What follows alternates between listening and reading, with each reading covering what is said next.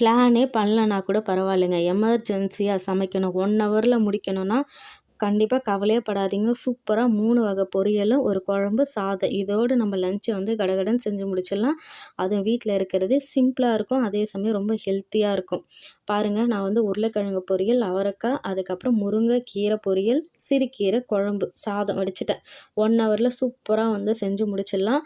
வாங்க ஃப்ரெண்ட்ஸ், அது எப்படி நான் வந்து எந்த மாதிரியெல்லாம் வந்து சீக்கிரமாக செய்யலாம்னு சொல்லிட்டு சில டிப்ஸ் எல்லாம் சொல்கிறேன்.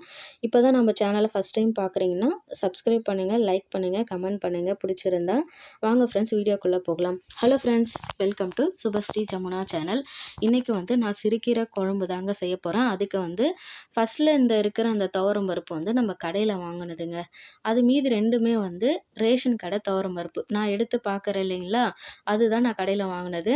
ஸோ நம்ம கடையில் வாங்கினா வந்து ஒரு 1/2 கிலோ தாங்க வாங்கியிருப்பேன். ஒரு சாம்பிள் கொஞ்சமாக ஒரு எமர்ஜென்சிக்கு. மீதி எல்லாமே ரேஷன் பருப்பு நான் வந்து சமைப்பேன். இன்றைக்கும் நான் ரேஷன் பருப்பு தாங்க நான் கீரை குழம்புக்கு எடுத்திருக்கேன். கீரை குழம்பு இல்லைனா டிஃபனுக்கு சாம்பார் செய்யும்போது நம்ம இதை வந்து சமைச்சோம்னா செம்ம டேஸ்ட்டாக இருக்கும். நீங்களும் கண்டிப்பாக வாங்கினீங்கன்னா, ஒரு சிலர் இதை வந்து செய்ய மாட்டேங்கிறாங்க டேஸ்ட்டு பிடிக்கலன்னு. ஆனால் கீரை குழம்புக்கு, டிஃபன் சாம்பாருக்கு செஞ்சு பாருங்கள், ரொம்ப நல்லாயிருக்கும். இது 2மே ரேஷன் பருப்பு தான். ஒரு மாதம் டிஃப்ரெண்ட்டாக கொடுக்குறாங்க. ஓகே, நம்ம 2மே யூஸ் பண்ணலாம். ரொம்ப நல்லாயிருக்கு. ஆனால் இன்றைக்கி நான் வந்து ரேஷன் துவரம் பருப்பு தான் எடுத்திருக்கேன் கீரைக்கு. 1 கப்பு எடுத்துக்கோங்க. அதை எடுத்து நல்லா வந்து கழுவிட்டு குக்கரில் நான் வந்து எடுத்து வச்சுருக்கேன். பாருங்கள், எந்த ஒரு டிஃப்ரென்ஸும் தெரியல. கொஞ்சம் அதனோட சைஸ் தான் கொஞ்சம் பெருசாக இருக்குமே தவிர மற்றபடி எந்த ஒரு இதுவுமே இல்லை. ரேஷன் இந்த மந்த்து ரொம்ப நல்லாவே கொடுத்துருந்தாங்க. அதை நான் எடுத்து வச்சுட்டு இப்போ வந்து ஒரு தக்காளி, ஒரு பெரிய சைஸில் தான் இருந்ததுங்க அந்த பூண்டு. அதனோட சைஸுக்கு பார்த்தீங்கன்னா ஒரு 4 பல்லு பூண்டு இருக்கும் போல இருக்குது. அந்த பெரிய சைஸில் இருந்தது. அதனால் நான் ஒரே ஒரு பூண்டு மட்டும் எடுத்திருக்கேன். 2 தக்காளி எடுத்திருக்கேங்க. உங்களுக்கு தேவையான அளவு நீங்கள் எடுத்துக்கோங்க. அது எல்லாமே நம்ம கழுவி வச்சுருந்த அந்த பருப்போடு சேர்த்துக்கலாம். சேர்த்துட்டு நான் 2 காஞ்ச மிளகாவும், ஒரு பச்சை மிளகாவும் சேர்த்துருக்கேன். பச்சை மிளகா காரம் இருந்துதா நீங்கள் வந்து கம்மியாக சேர்த்துக்கோங்க. இது காரமும் கம்மி. அதே மாதிரி நான் பருப்பு கடையும் போது அந்த பச்சை மிளகாய் எடுத்துட்டு கடைஞ்சிருவேன். அதனோட ஃப்ளேவர் மட்டும் வரணும் அப்படின்றதுக்காக. இப்போ நம்ம உருளைக்கிழங்கு பொரியல் செய்ய போகிறோம் இல்லைங்களா, பருப்போடு நம்ம வேக வைக்கும்போது 2 கட் பண்ணாமல் 4 பீஸாக கட் பண்ணி சேர்த்துக்கோங்க. நல்லா கழுவிடுங்க, மண் எதுவும் இருக்காத மாதிரி. இந்த மாதிரி சின்னதாக 4 பீஸாக கட் பண்ணி சேர்த்துக்கிட்டிங்கன்னா சீக்கிரமாக வெந்துடும், நமக்கு வேலையும் முடிஞ்சிடும். இப்போ தேவையான அளவு தண்ணியை ஊற்றி ஒரு 2 விசில் வேக விட்டு எடுத்துருங்க. சூப்பராக பருப்பு ரெடி ஆகிடும். அந்த கேப்பில் நம்ம மற்ற வேலையெல்லாம் பார்த்துக்கணுங்க. இப்போ வந்து சிறுகீரை நல்லா க்ளீன் பண்ணி, அதாவது அந்த காம்பு வேரெல்லாம் இருக்குது இல்லைங்களா, எது பூச்சி இருக்கா எல்லாமே பார்த்துட்டு நான் க்ளீன் பண்ணி எடுத்து வச்சுருக்கேன். இப்போ வந்து அது கூட வந்து தண்ணியை ஊற்றிட்டு ஒரு கொஞ்சமாக கல் உப்பு எடுத்து நம்ம வந்து அந்த கீரையில் போட்டு கொஞ்சம் நேரம் அப்படியே நம்ம வந்து வைக்கணுங்க. எதுக்காகனா அதில் பூச்சி புழு ஏதாவது இருக்கும், மண் ஏதாவது இருந்தாலும் இதை வந்து கல் உப்பு போட்டு நம்ம க்ளீன் பண்ணுறது வந்து ரொம்ப நல்லது. அதற்காக நான் போட்டு ஊற வச்சுருக்கேன். கிருமியெல்லாம் வந்து அது போகுன்றதுக்காக. அதுக்கப்புறம் ஒரு 2-3 டைம் நல்லா அலசிட்டு நம்ம வேக வச்சுருப்போம் இல்லைங்களா பருப்பு, அதில் உருளைக்கிழங்கும் நல்லா வெந்துருச்சு. இப்போ அந்த உருளைக்கிழங்க சூடாக இருக்கும், அதனால் நம்ம எடுக்க முடியாது. நான் இந்த மாதிரி ஃபோர்க்கு இல்லைனா ஸ்பூன் வச்சு நீங்கள் அதிலேருந்து எடுத்துருங்க. நல்லா வந்து மொத்தமாக நல்லா வெந்துட்டு இருக்கும்.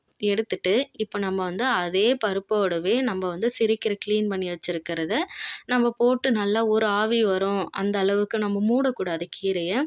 அப்படியே நல்லா ஒரு கொதி வந்ததுக்கப்புறமா அதில் கொஞ்சமாக புளி, உப்பு, நான் வந்து கடைசியாக என்ன பண்ணுவேன்னா கொஞ்சமாக கொத்தமல்லியை வந்து போடுவேங்க. அப்படியே பச்சை பசேன்னு இருக்கிற அந்த இலையை மட்டும் நம்ம போட்டுட்டு நல்லா கடைஞ்சதுக்கப்புறமா நம்ம வடகம் போட்டு தாளிச்சிடணும். ரொம்ப டேஸ்ட்டாக இருக்கும். கடைசியாக கொத்தமல்லி போட்டு ஒரு டைம் நீங்கள் இந்த மாதிரி செஞ்சு பாருங்களேன். கீரையை டிஃப்ரெண்ட்டாக நல்லாயிருக்கும் அந்த டேஸ்ட்டு. நல்லா வந்து எலசாக இருக்கணும், அந்த இலை மட்டும் இருக்கிற மாதிரி போடுங்க. அது ஒரு பக்கம் நல்லா வந்து வேகட்டும். இப்போ சைடில் வந்து நான் அவரைக்காய் பொரியல் பண்ணிகிட்டு இருக்கேங்க. அவரைக்காய்க்கு வந்து நான் கடுகு பொரிஞ்சதுக்கப்புறமா வெங்காயம், பூண்டு அவ்வளோதாங்க. இது 2ம் வதங்கினதுக்கப்புறமா கறிவேப்பிலை போட்டுட்டு அவரைக்காய் குட்டி குட்டியாக கட் பண்ணது சேர்த்துக்கிறேங்க. கொஞ்ச நேரம் எண்ணெயிலே வதங்கினதுக்கப்புறமா அவ்வளோதாங்க, நம்ம டைரெக்டாக மசாலா போட்டுற வேண்டியதுதான். கொஞ்சமாக மிளகாத்தூள், உப்பு சேர்த்துட்டு ஒரு 1/2 டம்ளர் அளவு தண்ணியை ஊற்றி நல்லா வேக வச்சு எடுத்துருங்க. கடைசியாக நம்ம என்ன சேர்க்க போகிறோம், மெயினான ஒரு இன்க்ரீடியன்ட் தாங்க இதில், ரொம்ப ஹெல்த்தியாகவும் இருக்கும். நல்லா அவரைக்காய் வெந்ததுக்கப்புறமா நான் வந்து முருங்கைக்கீரை பொரியல் பொரியல் செய்ய போகிறதுன்றதுனால இன்றைக்கி வந்து வல்லார பொடி சேர்த்துக்கிறேன். ஏன்னா வந்து ஆல்ரெடி நம்ம முருங்கைக்கீரை வந்து பொரியலாகவே செய்கிறோம். நான் இது 2த்துல ரெண்டுமே வீட்டில் பொடி செஞ்சு வச்சுருப்போங்க. ஏதாவது ஒரு பொரியலில் நம்ம ஏதாவது ஒரு பொடி சேர்த்து நம்ம சாப்பிட்லாம் தினமும். உடம்புக்கு ரொம்ப நல்லது. அவரைக்காயில மட்டும் இல்லைங்க, நம்ம செய்கிற எல்லா பொரியல்லுமே செஞ்சு சாப்பிடுங்க. ரொம்ப நல்லாயிருக்கும். சாதத்தோடு அப்படியே டைரெக்டாக பிசைஞ்சு சாப்பிட்டாலும் ரொம்ப நல்லாயிருக்கும். அவ்வளோதாங்க, காய் நல்லா வெந்துருச்சு. இதுக்கப்புறமா நான் அரைச்சி வச்சுருந்த வல்லார பொடி தான் நான் இன்றைக்கி வந்து 1 ஸ்பூன் அளவு சேர்த்துருக்கேன். ஏன்னா வந்து நான் கொஞ்சமான அளவு தாங்க செய்ய போகிறேன். 2 பேர் அளவு அப்படின்றதுனால காய் வந்து 3 பொரியல் செய்கிறோம். அதனால் கொஞ்சம் கொஞ்சமாக எடுத்திருக்கேன்.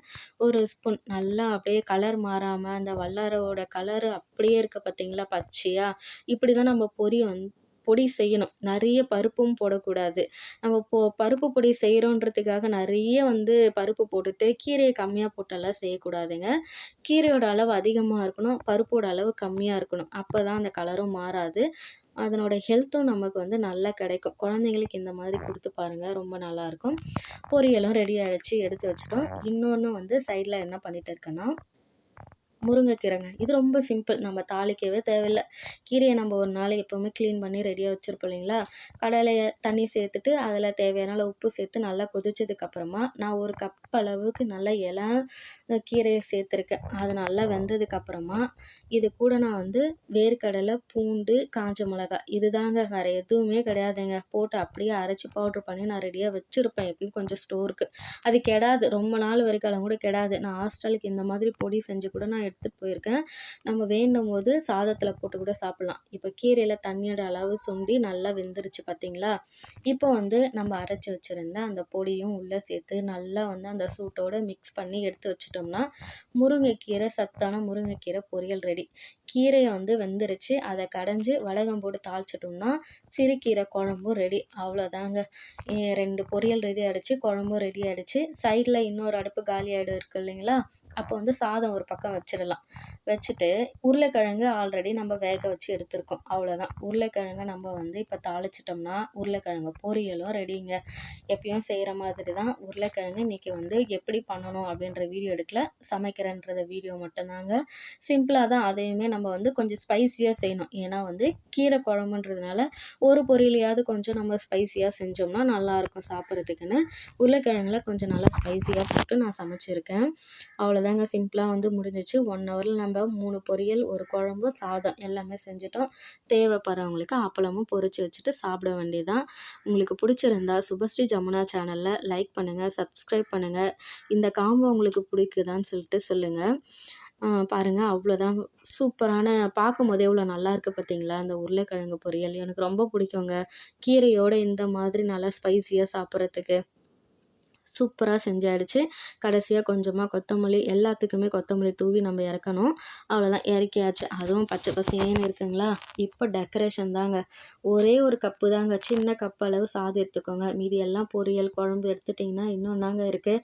அதுவும் லைட்டாக கொஞ்சம் டெக்கரேட் பண்ணி குழந்தைங்கிட்ட கொடுத்து பாருங்களேன், சூப்பராக சாப்பிட்ருவாங்க. சூப்பரான ஒரு லஞ்ச் மெனு ரெடி ஆகிடுச்சு. நீங்கள் எல்லாம் எந்த மாதிரி சமைப்பீங்க அப்படின்னு சொல்லுங்கள். வீடியோ பிடிச்சிருந்தா நம்ம சுபஸ்ரீ ஜமுனா சேனலை லைக் அண்ட் சப்ஸ்கிரைப் பண்ணுங்கள் ஃப்ரெண்ட்ஸ்.